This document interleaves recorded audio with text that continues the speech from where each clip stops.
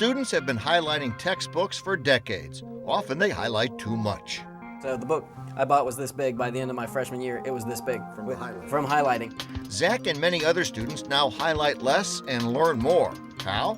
Look around campus and you'll see students with a book in one hand and a pen in the other, writing notes in the margin of the textbook and paraphrasing the material in a separate notebook. Usually don't do the highlighter. One of my professors this year has told us to drop the highlighter and push the pencil. When I'm reading textbooks for class, I usually keep notes and a rough outline. I usually write notes in a separate notebook, just because I find like that writing, I don't know what it does, it helps me somehow. Just reading through it, you learn, but it doesn't imprint itself as firmly as if you're doing something like taking notes. The process of taking such notes is called annotation, and it's one of the study skills Tammy Jo Eckert teaches at Indiana University.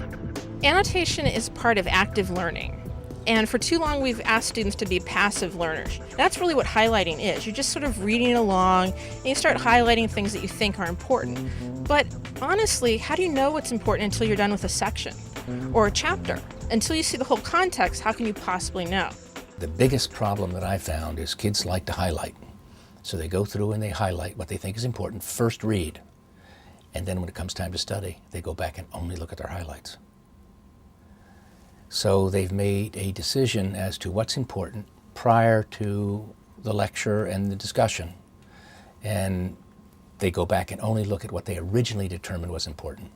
And in a lot of cases, it just wasn't. Anybody can highlight.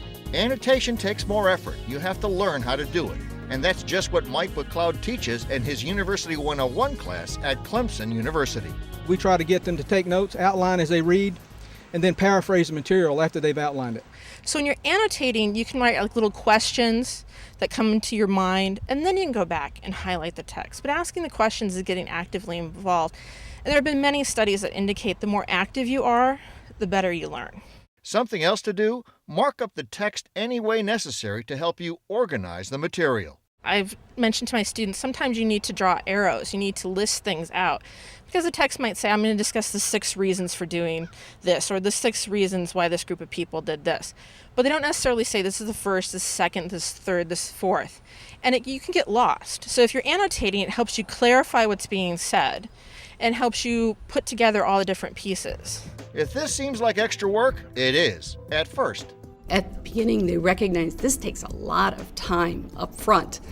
But when they go through, they recognize, I don't need to go back and reread anything other than my annotations. So by annotating, you put in more time in the beginning, less time later on. Overall, you'll learn more in less time compared to highlighting. That's what research has shown.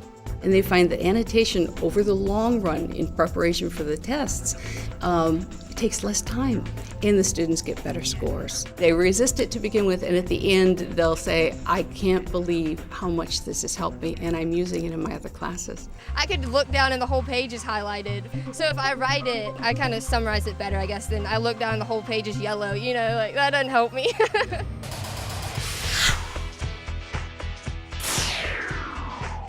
Annotation is probably a new skill for you, but one worth learning. Basically, highlight less, write more, think more.